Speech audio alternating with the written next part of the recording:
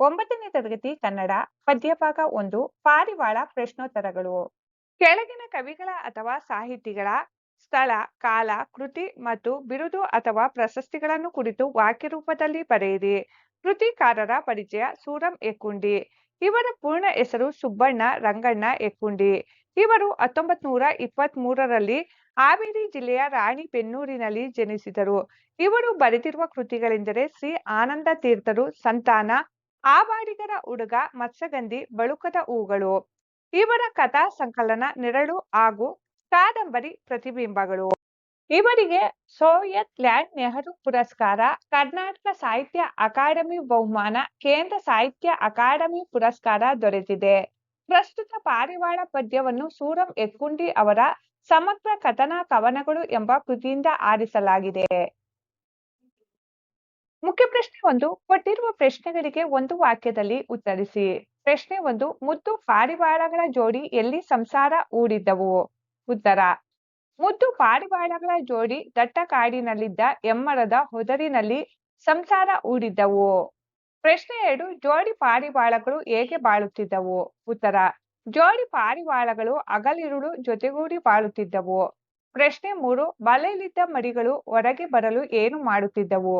ಉತ್ತರ: ಬಲೆಯಲ್ಲಿದ್ದ ಮರಿಗಳು ಹೊರಗೆ ಬರಲು ಚೀತ್ಕರಿಸಿದವು. ಪ್ರಶ್ನೆ 4. ಏನನ್ನು ತೊರೆದು ಬಾಳಬೇಕು? ಉತ್ತರ: ವ್ಯಾಮೋಹವನ್ನು ತೊರೆದು ಬಾಳಬೇಕು. ಮುಖ್ಯ ಪ್ರಶ್ನೆ 2. ಕೊಟ್ಟಿರುವ ಪ್ರಶ್ನೆಗಳಿಗೆ 3-4 ವಾಕ್ಯಗಳಲ್ಲಿ ಉತ್ತರಿಸಿ. ಪ್ರಶ್ನೆ 1. ಪಾರಿವಾಳಗಳ ಆನಂದಕ್ಕೆ ಕಾರಣವೇನು? ಉತ್ತರ: ಪಾರಿವಾಳಗಳ ಸಂಸಾರದಲ್ಲಿ ಹಗಲಿರುಳು ಸಂತೋಷ ತುಂಬಿರುತ್ತಿತ್ತು. ಅವುಗಳ ಮೊಟ್ಟೆ ಒಡೆದು ಮರಿಗಳು ಹೊರಬಂದಾಗ ಅವುಗಳ ಮಧುರ ಸದ್ದು ಕೇಳಿ ಪಾರಿವಾಳಗಳಿಗೆ ಆನಂದವಾಯಿತು.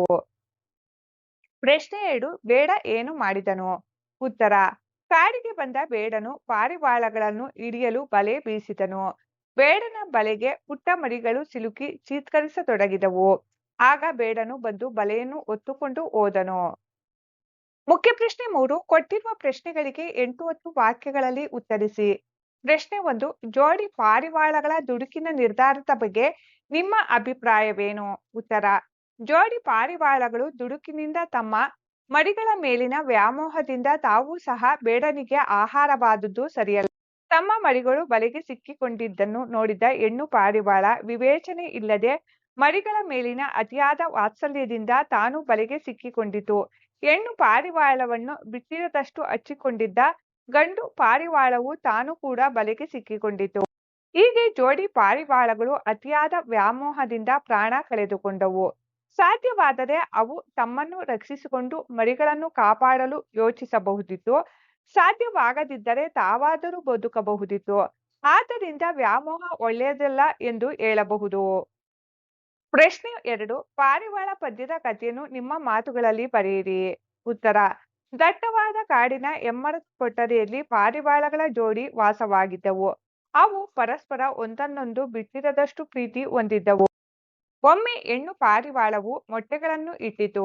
ಆ ಮೊಟ್ಟೆಗಳು ಒಡೆದು ಮರಿಗಳು ಹೊರಬಂದು ಚಿಲಿಪಿಲಿ ಸದ್ದು ಮಾಡುವುದನ್ನು ಕೇಳುತ್ತಾ ಪಾರಿವಾಳಗಳು ಆನಂದದಿಂದ ಬಾಳುತ್ತಿದ್ದವು. ಹೀಗಿರುವಾಗ ಒಂದು ದಿನ ಒಬ್ಬ ಬೇಡನು ಬಲೆ ಹಾಕಿದನು. ಆಟವಾಡುತ್ತಿದ್ದ ಪುಟ್ಟ ಮರಿಗಳು ಬೇಡನು ಹಾಕಿದ ಬಲೆಗೆ ಸಿಕ್ಕಿಬಿದ್ದವು. ಬಿಡಿಸಿಕೊಳ್ಳಲು ಚೀತ್ಕರಿಸತೊಡಗಿದವು. ಬಲೆಗೆ ಸಿಲುಕಿದ ಪುಟ್ಟ ಮರಿಗಳನ್ನು ಕಂಡ ತಾಯಿ ಪಾರಿವಾಳ ತಾನು ಬಲೆಗೆ ಧುಮುಕಿತು. ಹೆಣ್ಣು ಪಾರಿವಾಳವನ್ನು ಬಿಟ್ಟಿರಲಾರದ ಗಂಡು ಪಾರಿವಾಳವು ಕಣ್ಣೀರಿಡುತ್ತಾ ತಾನು ಬಲೆಯ ಒಳಗೆ ಹೋಯಿತು.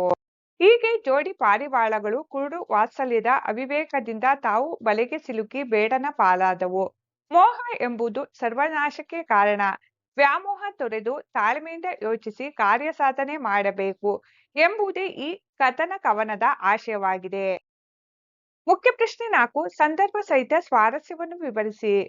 ವಾಕ್ಯ 1. ಒಳಗೆ ಬಂದಿತು ಬಳಿಗೆ ಬಿಕ್ಕಿ ಬಿಕ್ಕಿ. ಆಯ್ಕೆ: ಈ ವಾಕ್ಯವನ್ನು ಸೂರಂ ಎಕ್ಕುಂಡಿ ಅವರು ಬರೆದಿರುವ ಸಮಗ್ರ ಕಥನ ಕವನಗಳು ಎಂಬ ಕೃತಿಯಿಂದ ಆಯ್ದ ಪಾರಿವಾಳ ಎಂಬ ಪದ್ಯಭಾಗದಿಂದ ಆರಿಸಿಕೊಳ್ಳಲಾಗಿದೆ. ಸಂದರ್ಭ: ಬೇಡ ಹರಡಿದ ಬಲೆಗೆ ಮರಿ ಪಾರಿವಾಳಗಳು ಸಿಲುಕಿ ಚೀತ್ಕರಿಸತೊಡಗಿದವು. ಇದನ್ನು ನೋಡಿದ ತಾಯಿ ಪಾರಿವಾಳ ಕೂಡ ಬಲೆಗೆ ಧುಮುಕಿತು. ಹೆಂಡತಿಯನ್ನು ಅಗಲಿರದ ಗಂಡು ಹಕ್ಕಿಯು ಬಿಕ್ಕಿ ಬಿಕ್ಕಿ ಅಳುತ್ತಾ ಅದು ಕೂಡ ಸಿಲುಕಿದ ಸಂದರ್ಭದಲ್ಲಿ ಈ ಮಾತನ್ನು ಕವಿ ಹೇಳುತ್ತಾರೆ. ಸ್ವಾರಸ್ಯ: ಈ ಮಾತಿನಲ್ಲಿ ತಂದೆ ತಾಯಿ ಪಾರಿವಾಳಗಳ ಕುರುಡು ವಾತ್ಸಲ್ಯದ ಅವಿವೇಕದಿಂದ ಸರ್ವನಾಶಕ್ಕೆ ಕಾರಣವಾಗಿದ್ದು ವ್ಯಕ್ತವಾಗಿದೆ. ವಾಕ್ಯ 2 ಮೋಹ ಮುಸುಕಿದ ಬುದ್ಧಿ ಸರ್ವನಾಶಕ್ಕೆ ಸಿದ್ಧಿ. ಆಯ್ಕೆ ಈ ವಾಕ್ಯವನ್ನು ಸೂರಂ ಎಕ್ಕುಂಡಿ ಅವರ ಸಮಗ್ರ ಕಥನ ಕವನಗಳು ಎಂಬ ಕೃತಿಯಿಂದ ತೆಗೆದುಕೊಳ್ಳಲಾಗಿರುವ ಪಾರಿವಾಳ ಎಂಬ ಪದ್ಯ ಭಾಗದಿಂದ ಆರಿಸಿಕೊಳ್ಳಲಾಗಿದೆ. ಸಂದರ್ಭ ಪ್ರೀತಿಯಿಂದ ಬಾಳುತ್ತಿದ್ದ ಪಾರಿವಾಳಗಳು ಕುರುಡು ವಾತ್ಸಲ್ಯಕ್ಕೆ ಒಳಗಾಗಿ ಬೇಡನ ಬಲೆಗೆ ಸಿಲುಕಿದ ಸಂದರ್ಭವನ್ನು ಕುರಿತು ಈ ಮೇಲಿನ ಮಾತನ್ನು ಹೇಳಿದ್ದಾರೆ. ಸ್ವಾರಸ್ಯ ಈ ಮಾತಿನಲ್ಲಿ ವ್ಯಾಮೋಹವನ್ನು ತೊರೆದು ಬಾಳಬೇಕು, ತಾಳ್ಮೆಯಿಂದ ಯೋಚಿಸಿ ಕಾರ್ಯ ಸಾಧನೆ ಮಾಡಬೇಕು ಎಂಬುದು ಸ್ವಾರಸ್ಯಪೂರ್ಣವಾಗಿ ವ್ಯಕ್ತವಾಗಿದೆ. ಭಾಷಾ ಚಟುವಟಿಕೆ 1. ಬಾನಿನಲ್ಲಿ ಗಾಳಿಪಟಗಳು ಹಕ್ಕಿಗಳಂತೆ ಹಾರಾಡುತ್ತಿದ್ದವು. ಇಲ್ಲಿರುವ ಅಲಂಕಾರವನ್ನು ಗುರುತಿಸಿ ಲಕ್ಷಣ ಬರೆದು ಸಮನ್ವಯಗೊಳಿಸಿ. ಉಪಮೇಯ ಗಾಳಿಪಟಗಳು, ಉಪಮಾನ ಹಕ್ಕಿಗಳು. ಸಮಾನ ಧರ್ಮ ಹಾರಾಡುವುದು, ಉಪಮಾವಾಚಕ ಅಂತೆ. ಇಲ್ಲಿ ಗಾಳಿಪಟಗಳ ಹಾರಾಟವನ್ನು ಹಕ್ಕಿಗಳ ಹಾರಾಟಕ್ಕೆ ಹೋಲಿಸಿರುವುದರಿಂದ ಇದು ಉಪಮಾ ಅಲಂಕಾರವಾಗಿದೆ. 2. ಕೊಟ್ಟಿರುವ ಪದ್ಯ ಭಾಗವನ್ನು ಪೂರ್ಣಗೊಳಿಸಿ ಕಂಠಪಾಠ ಮಾಡಿರಿ. ಪದ್ಯ ಭಾಗ ದಟ್ಟ ಕಾಡಿನಲ್ಲೊಂದು ಎಮ್ಮರದ ಒದರಿನಲ್ಲಿ ಇರುತ್ತಿತ್ತು ಪುಟ್ಟ ಸಂಸಾರ ಹೂಡಿ ಮುದ್ದು ಬಿಳಿ ಪಾರಿವಾಳಗಳ ಜೋಡಿ. ಹಗಲಿರುಳು ಜೊತೆಗೂಡಿ ಬಾಳಿದವು ಈ ಜೋಡಿ ಎಂದಿಗೂ ಹಗಲಿರವು ಒಂದನ್ನೊಂದು ಹಿಗ್ಗು ತುಂಬಿದ ಒದರಿನಲ್ಲಿ ಬಂದು.